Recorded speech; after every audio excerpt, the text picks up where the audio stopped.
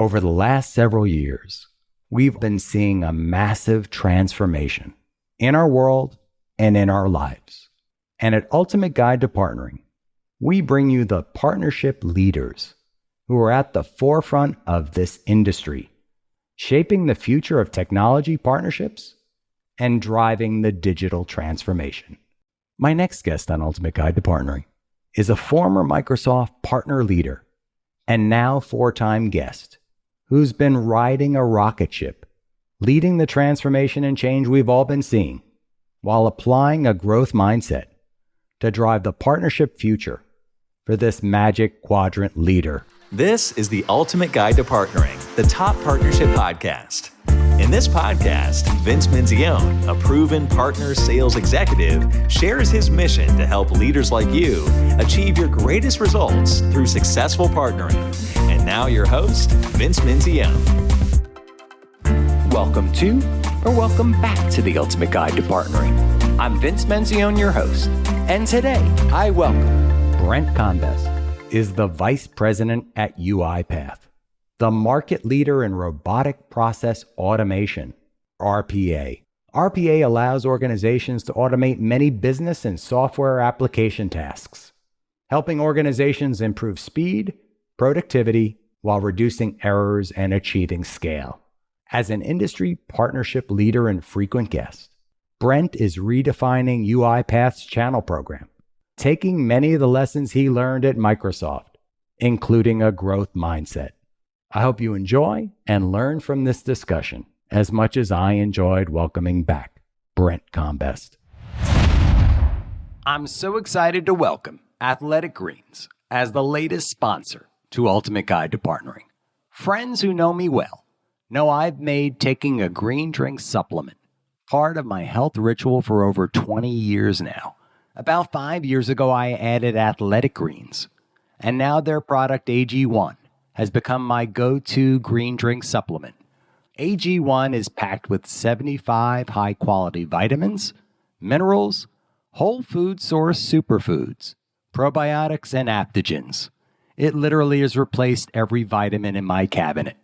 If you'd like to give AG1 a try, Athletic Greens is giving away a free 1-year supply of vitamin D and 5 travel packs with every new purchase. Check them out at athleticgreens.com/Vince M. Brent, welcome back to the podcast. Hey, Vince, thanks so much for having me. I am so excited to welcome you back as a guest on Ultimate Guide to Partnering. This is your 4th appearance on this podcast. You're getting into a very elite group of people here. I'll tell you, I'm very flattered. Thanks so much for having me again. You are UiPath's Vice President for Global Channel Sales and Programs. For our listeners who may not know UiPath, can you tell us a little bit about your company, the role that you serve, and your mission? I love working for companies that have audacious missions. Microsoft certainly embodied that with its approach to wanting to empower every person and every organization on the planet to achieve more. And one of the things that attracted me to UiPath was a very similar kind of goal, if you will, of accelerating human achievement. That's a big, lofty, ambitious statement that we take to market. And that is very congruent to the type of a company that excites me and wakes me up every day to be inspired to come and to really leave a legacy and make an impact. And for us, we think about UiPath in this first year that I've been here. When I first joined, they said it'd be a lot like trying to ride a rocket ship. And that's very much been the case. It's been very true. One thing that this company is amazing at managing its way through is through transformation and change. The amount of innovation, the amount of being bold and humble and immersed and fast, which are our core values. It's just been fascinating to be a part of that. The role that I have now, as you mentioned, is I lead our channel strategy and our go-to-market. And this channel here is about 4 years old for us. And there's about 6,000 odd members that are in that ecosystem today and growing every single month. When I think about our mission, great missions, they evolve over time. And to me, they really are intended to inspire the art of the possible And for us, that concept of accelerating human achievement does that for both our partners and our customers. And the partners have seen a tremendous opportunity to come in and expand the solution portfolio of what they offer to customers and do some truly innovative and special things with their customers. So it's just been a fascinating place to be. I love what you have to say here. Accelerating human achievement is just so bold and out there. You talk about being on this rocket ship. I love that as well. I do feel like you have been on a rocket ship, driving change, driving transformation. But you said something else that really struck me, like bold, humble, and fast. What does that look like? The four values are bold, humble, fast, and immersed for us. I think they're great as an embodiment of where this company has come from and where we're going. Being bold it's all about, in some cases, being fearless, being willing to challenge the status quo, to go after significant aspirational goals and to just go for it. And this company very much has that kind of at the core of the DNA of who we are. Being bold necessitates us to also balance that, though, with being humble and recognizing that we don't know everything. And we're constantly looking to learn from not just each other, but our customers, our partners, and even analysts out there as we shape this new market. We're at that place in our journey of developing this market that Salesforce was at a long time ago. Microsoft has been at many times, but it's that kind of genesis or that still early phases of this sector. And knowing and recognizing that we should have listening as a core skill of ours to make sure that we're taking in every touch point of opportunity to learn is something that I think embodies as well the culture of this company. So we're always in that mode of listening and being curious, and that really to me kind of embodies being humble. But at the same time, the market is moving really, really quickly, and having the ability to be fast in terms of not just being innovative and going out and creating new things, but also understanding the concept of how to fail fast and move on from that. That's something that I've been impressed with. We now have close to 4,000 employees, and the bigger the company gets, having that capability of failing fast and moving on just becomes harder. But that's something that we really haven't lost. And then the last piece around truly being immersed, I think the culture of this company is unique in that every single person wants to deeply understand how we can be better, how we can develop a platform that changes the direction and trajectory of our customers and bring that into every single thing that we do. And a lot of times people, they don't take the time to balance being fast with really understanding the problem statement or the challenge or the opportunity that's at hand. And I think that we really do a great job. And that starts with our senior leaders of coming in and setting that tone that they want to be able to do all four of those things in concert together. And they just seem to really work well here. I love it. I love what you have to say here. Clearly innovative and fast.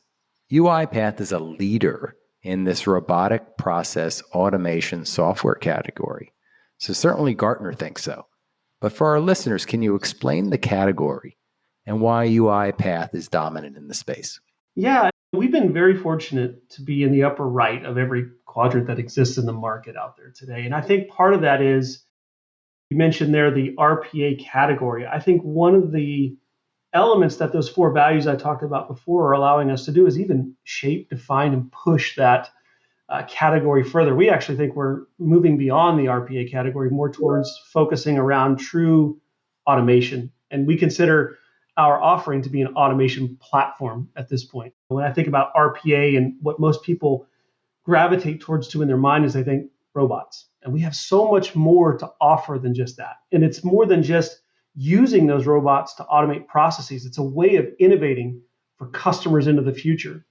And early on, when we thought about automation, the concept of it was talked about primarily in the form of optimizing the utilization of labor, right? How do I do more with my people or replace certain activities or functions that they had? But really, it's shifting away from just that. That will stay, of course, but it's also now adding in this concept of how do I create better customer experiences and employee experiences? And how do I use automation to generate net new revenue streams? And that's really where this is going as far as a category. And the capabilities of UiPath really have been pushing this forward, I think. And our platform really spans three key areas of innovation. The first is about discovery. How do we leverage the tools like our process mining application to be able to go in and analyze system logs to show you exactly how your processes internally are being executed, and then define ways for you to optimize them based on best practices or based on how people that are doing that particular function most efficiently can be then brought across everybody that repeats that same capability. We also have task mining as an example.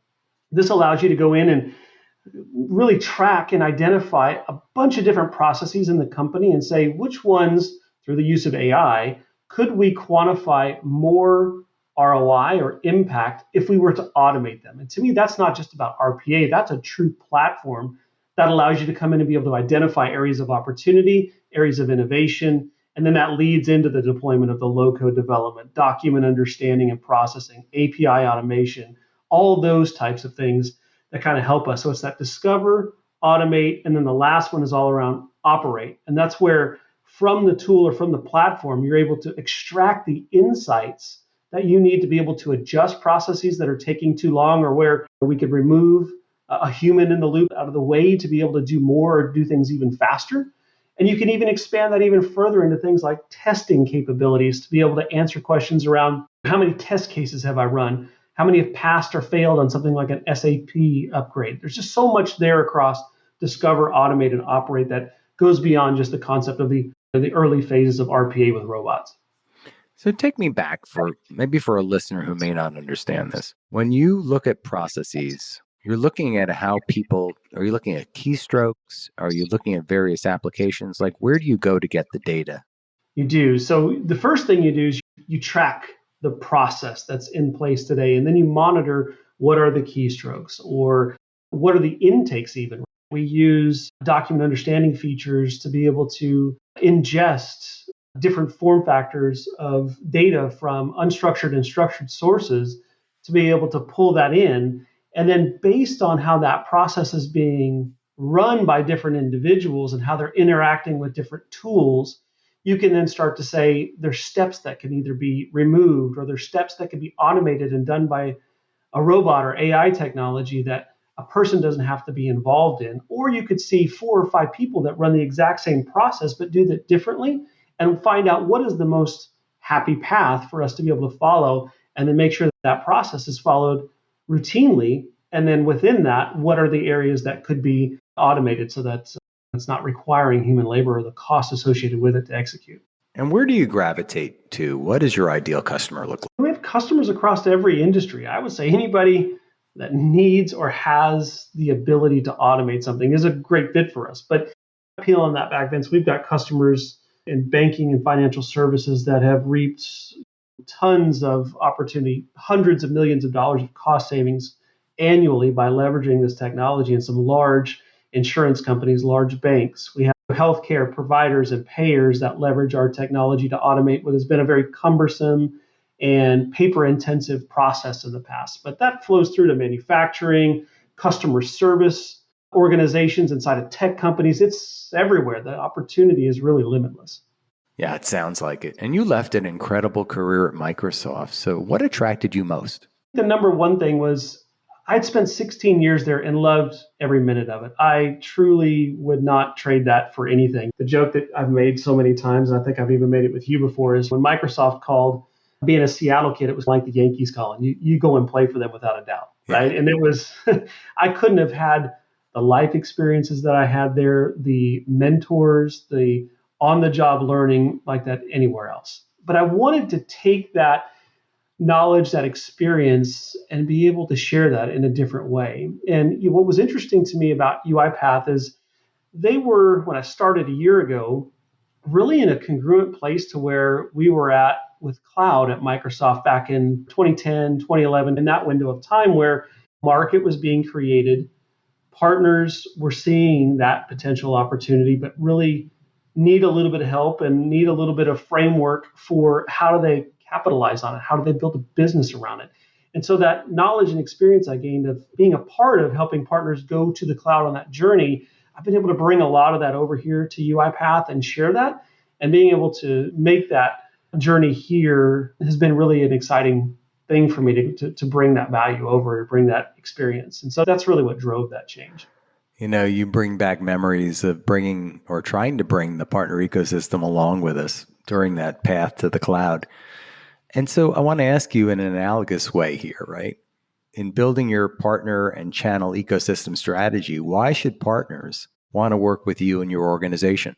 I think there's a few things that really leap out to me. I think any technology service provider that's looking to work with a vendor should first look at the culture of that vendor in relation to their channel strategy. And here, we're a company that's very committed to the channel. 70 odd percent of our revenue goes through, with, and to a channel. So it's very much aligned to seeing the channel as a force multiplier or a growth multiplier for us. A lot of the people that are here in senior leadership positions have come from channel-friendly companies. There's a lot of Microsoft DNA here. There's a lot of Dell DNA here.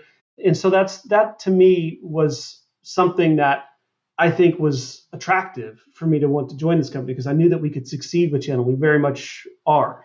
I think the other thing, if I were a channel partner today, that I would find attractive about our platform is, of all the solutions that I've dealt with, and I've got a history of selling Azure and Office 365 and Dynamics CRM and ERP. Even before I came to Microsoft, I sold CRM and ERP within the channel to end customers. I've never seen a product that it's easier to build a business case and quantify the impact as the solution and the platform that we provide today. So when you think about being able to go out into the market and translate value and quantify the impact for your customers, there's nothing even close in my mind in terms of the ability to put numbers behind this that the automation platform can do. So that to me is another really interesting factor for partners to think about. And I think the third one is, we're at this interesting point, kind of like cloud was 10 years ago or 12 years ago, where there's a huge profitability opportunity. This is still a cutting edge technology where there's a price premium for it. Gross margins on services tend to be quite healthy amongst our partners. Being tied to a new segment with innovation technology and a vendor that is where we're at in terms of the analyst reviews, I think is a great bet to place, and something that can really help to grow the overall economics of your company, not just for today, but for the future as well. Many organizations are learning to do more with less. And as you think about how you're going to reach your revenue targets this year, I recommend you check out PartnerTap, a founding sponsor of Ultimate Guide to Partnering. PartnerTap's pipeline discovery and co-selling platform will help your channel and sales teams to hit their revenue targets faster, even with fewer resources. PartnerTap gives your teams the new automation and partner data you need to source more pipeline and close deals faster with your best partners.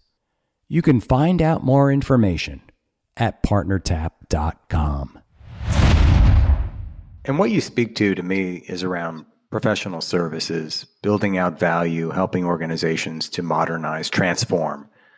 Is your ideal partner, and I don't mean to put you on a spot here, is it a large advisory? Is it a large systems integrator? Is it smaller systems integrators? Is it all of the above? We have a mix, to be honest, and it's really similar to what I witnessed at Microsoft. There's a lot of success with the global systems integrators, for sure. They're definitely out there. They have the capabilities to speak the language of automation and to speak the language of business outcomes, which that is a great skill that will help them to be successful. But we also have a lot of boutique partners or automation-specific partners that have found great success, great growth, great health, great profitability as a result of it. And they do tend to bias Vince towards professional services, managed services, and even some commoditized IP that's being built there. I think the business model is a lot like what we saw around a strong data and AI partner on Azure or a strong Dynamics partner. And I would actually say that partners that are in those two cohorts that I just mentioned would be fantastic partners for us. Matter of fact, many of our top partners I know from the Microsoft days, and they do have those skills. So yeah, that to me, that's a good logical alignment there. But when you think a little bit more broadly about what makes them really successful, I think that for the most part, these folks are very good at selling to the C-suite and to the board. They understand how to translate technology into business outcomes. When you walk into the bank and you talk to a CTO or a CFO, understanding their business model, their vernacular, the metrics that matter to them, and being able to articulate how the technology that is being provided through automation can match to those goals. I think that's the real secret to success. It also strikes me too, and you start talking about some of these segments like financial services, healthcare, payers, providers, and the like, that there's an opportunity for application software vendors, particularly, to embed the technology to help automate the processes. Am I right in that assessment? You are. From a tech vendor standpoint, it's not just on automating the processes, but it's also the connections through APIs, right? Rather than having to go through and do deep technical integration of APIs, you can sit on top with the automation layer and be able to manage the connections between those two systems without nearly as much effort, right? So that's another use case for it. And then there's also the testing element, right? So when you're going to roll out a new product offering or you're going to roll out a new upgrade or something of that nature, you want to have it tested the right way. And that's the testing platform that we have can really enable that type of activity. You know, Brent, this is the ultimate guide to partnering. And you've been around partners pretty much your entire career, right? Having been a partner, spent 16 years at Microsoft. What do you believe makes a great partner? What does your ultimate partner look like? I don't think my perspective has changed. I think it's the same three core guiding principles that I see here driving success among our top partners as I did at Microsoft. And the first one is you've got to be comfortably uncomfortable, meaning a healthy state of paranoia is something that I've lived by for a long time. My old boss at Microsoft, David Smith, coined that term, and I love it. It's something that is very central to me. And that really revolves around having a comfort with being a continuous learner, having comfort with evolving over time, and realizing that what you consider to be a competitive advantage today won't be in 18 to 24 months, and you're going to have to constantly be looking at ways to add more value, reinvent yourself, do things a little bit differently to maintain that level of competitive advantage. The second piece is all about how can you, as a technology provider, with your knowledge and understanding of customer outcomes, especially now that the buying patterns and the control and the power of the buyer has shifted away a lot from the technical side to the business side, how can you translate with simplicity and elegance what your solution and your offering is going to provide to your end customer and be obsessed with it, absolutely obsessed with it, right? Because it does a couple of things. Not only does it help you to win that initial deal because you can speak their language and relate what your value is going to be in their terms, but you can also understand how to measure your impact and then prove that you've delivered upon what you said you were going to do.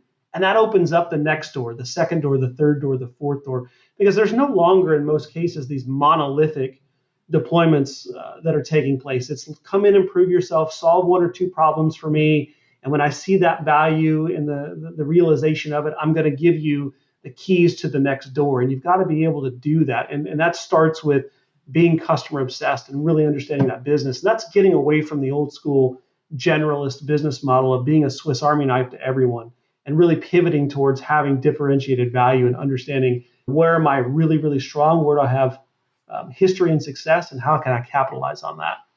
And I think the third element, beyond just being customer obsessed, is continuing to learn about what factors are driving not just transformation in their business, but potential strain and stress on their business through regulations, competition, a whole bunch of other areas, because to the degree that you can stay ahead of those types of influencing factors, you're able to be on that tip of the spear of how you're supporting them as a value-added provider to transform and drive advantage over the long term. So it really is just those three things. It's being comfortably uncomfortable and constantly looking for ways to innovate and stay ahead of the curve.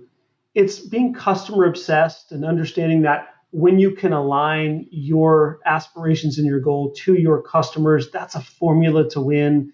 And then that last one is making sure that you're staying ahead of the curve with what your customers are seeing in terms of items or elements that are impacting their business, and you're able to react to those and lead them into new areas as opposed to being drug along by the customers and hoping that you can provide what they need. I love what you have to say here, Brent. And as I was thinking about your three, I was thinking about how well they weave into what I like to refer to as agility, because agility, you have to sense, right? You have to sense the factors and you have to be comfortable with the factors, right? You have to be uncomfortable with the uncomfortable.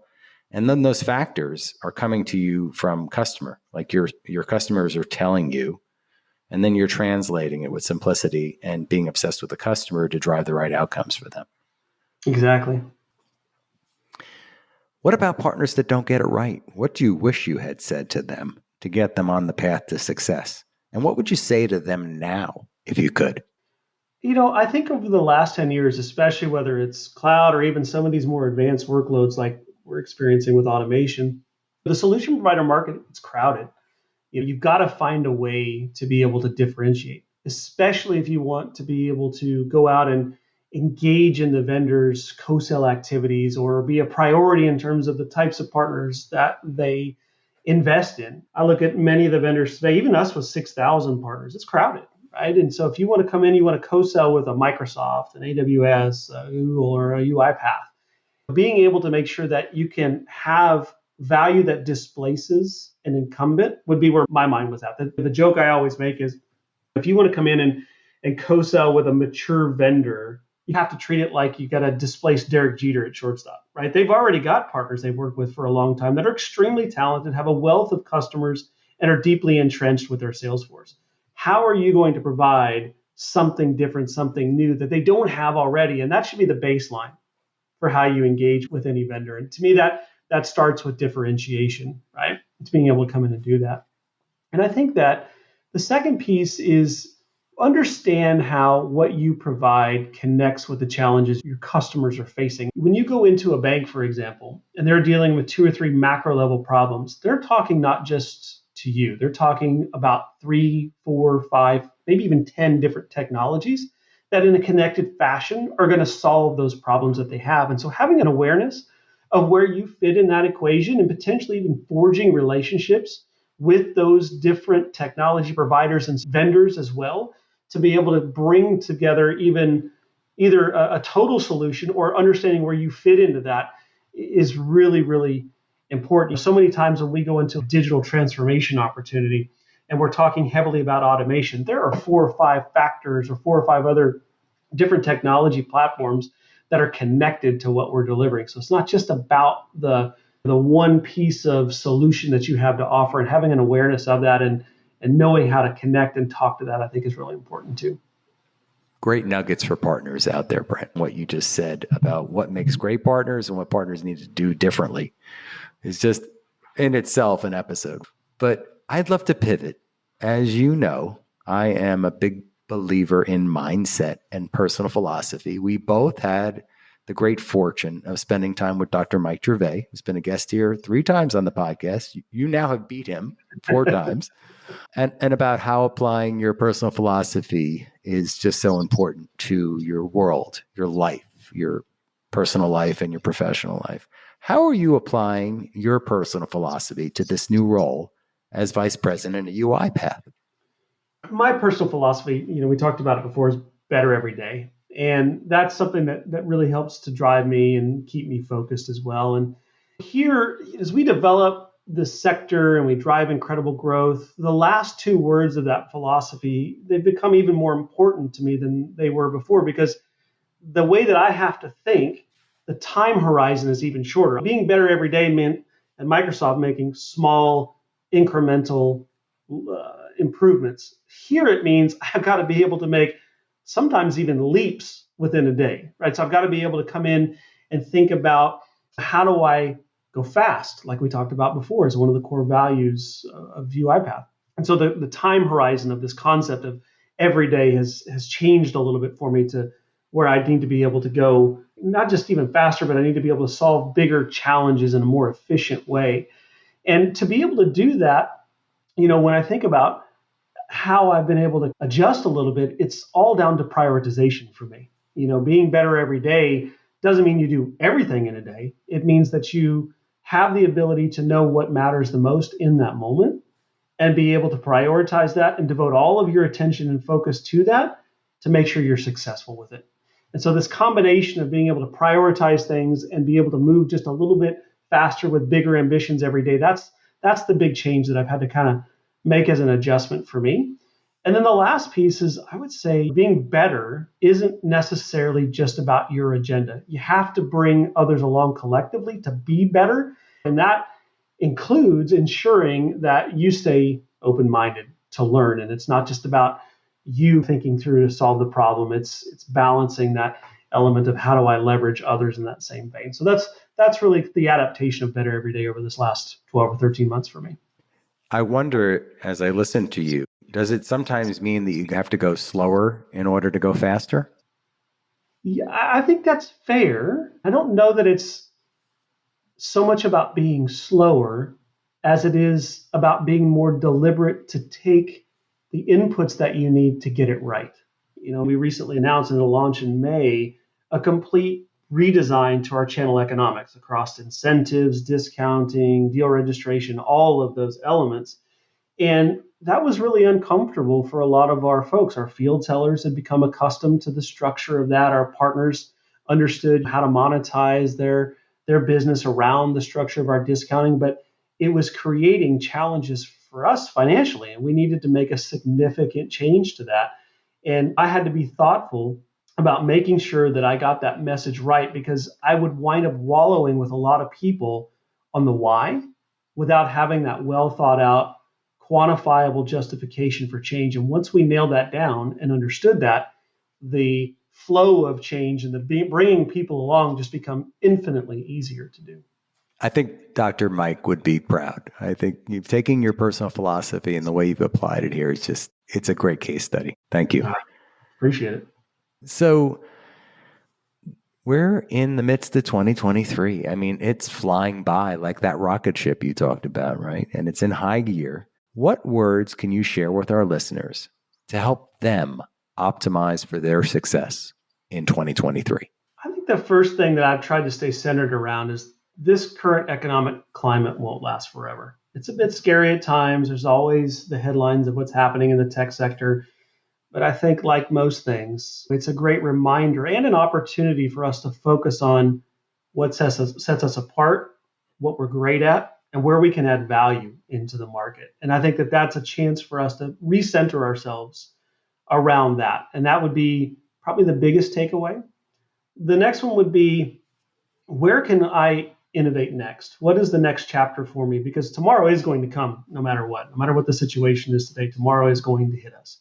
And so that evolution that I talked about before and that healthy state of paranoia, I would say, what does 2024 look like in 2025? And what's your business plan? How are you right now building to be successful in that phase? And maybe it makes sense to have one or two different scenarios inside of there, but I would be thinking about now, what does that look like? How am I going to define success? How am I going to measure success?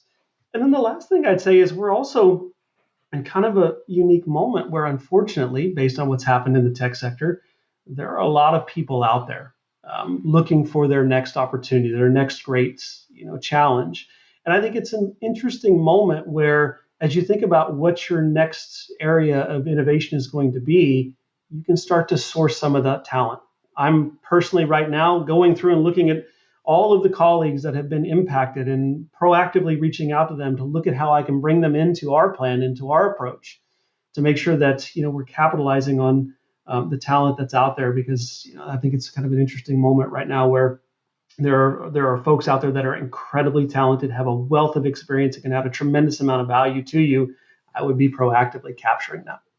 Wow, really great. Great words of advice. Sounds like you're hiring as well. So maybe we should put that out there in the show notes. I've just staffed 3 people in the last week. I love to hear that. And then there are some great, talented people out there. So great to see that you're doing that, Brent. First of all, I want to thank you. I knew this would be a great episode, and I really enjoyed this conversation with you today. And I want to thank you because I know you've been super busy. I know you just came back from a big trip. And delighted to have you back. One thing I'll say, 5-timer gets a robe. You become a member of the 5-timer club, and there's only 2 people in that. So we're going to have you back, Brent. Oh, I definitely want that robe. I'm coming back for sure now. All right. I love it. Thank you so much, Brent, for joining us today on The Ultimate Guide to Partnering. It's been my pleasure. Thanks for having me. So there you have it. Another amazing guest joins Ultimate Guide to Partnering. And I hope you enjoyed this interview as much as I did. Odds are, if you're a technology partner executive and hearing my voice, chances are you too are looking to accelerate your success through partnerships. I mean, let's face it, we all have seen partnerships that look good on paper, but never live up to their expected results. There are a lot of reasons why partnerships fail. And at Ultimate Partnerships, we help you get it right by applying a proven set of best practices and framework that's used by leading partners working with Microsoft and other technology giants. If you want to learn more, follow the link in the show notes or visit our website at ultimateguidetopartnering.com. Thanks so much for listening to this episode of The Ultimate Guide to Partnering with your host, Vince Menzione. Online at ultimateguidetopartnering.com and facebook.com/ultimateguidetopartnering. We'll catch you next time on The Ultimate Guide to Partnering.